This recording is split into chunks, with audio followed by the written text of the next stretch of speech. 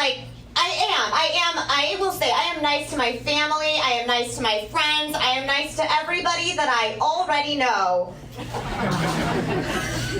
But I need to start being more of a bitch to strangers. I was nice to the self-checkout guy at the grocery store, and I have regretted it ever since.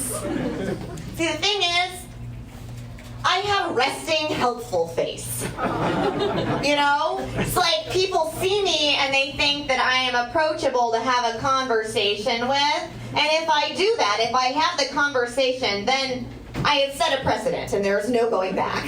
And that's what happened with the self-checkout guy at the grocery store. I talked to him once. And now every time I go in there, he wants to ask me how my day's been and tell me about his weekend. Like, I can't. The entire reason that I do self-checkout is so that it's fast and I don't have to talk to anyone. Like, what have I done? You know, this is the same reason that I have never, in the 3 years that I've lived in my apartment building, spoken to the crossing guard outside my building. I live by a school, right? I haven't even made eye contact with the guy. He probably thinks that I hate him. That's not the case. It's just that I moved in there 3 years ago in the summer. School wasn't happening. I go for a jog every morning, okay? So I go outside, I open the gate, press the button, the lights go, and I run across the street.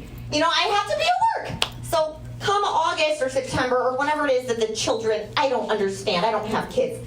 August or September, and I see this old man, right, and he's got this stop sign, and he sees me open the gate, and he's so looking forward to protecting me. And I see him, like, start to lift up the stop sign.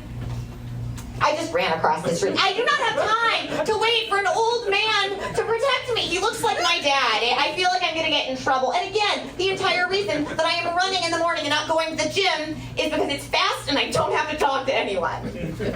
And here I am up here talking to all of you. But, okay, so we talked about sexuality. I have been questioning my sexuality recently. Ever since I went to a friend's film festival that turned out to be mostly male gay porn. We were all surprised, but it was okay. It wasn't a bad time, but I was mostly surprised because I didn't find any of the dicks interesting. You know? Well, and then I realized, like, you know, it's an artsy film festival, so a lot of the films were shot on a GoPro. Like, maybe a GoPro just isn't a good angle for dicks. You know, and then there was a lesbian porn, and that one was a lot better. But also it was not shot on a GoPro. So I'm like, okay, do I like the women or do I just not like the GoPro? Let's do the math, right? So meanwhile, similar timing, I get heartbroken, right? I'm not really sure if I had my heart broken because I was about to start my period, so it's like, is it hormones or is it trauma? Like, God makes this very confusing for us. Something happened, and I just was like, fuck it, okay? And I opened up my Hinge dating profile, and I opened it up to women. I said, let's try it out, right? So I'm on the app, and I'm looking through, and I see a few girls, and one of them's pretty, so I swipe right. Every girl after that reminds me of bitches that were mean to me in my high school. So now I'm like on the dating apps looking at the guys, swiping left, douchebag, douchebag, douchebag.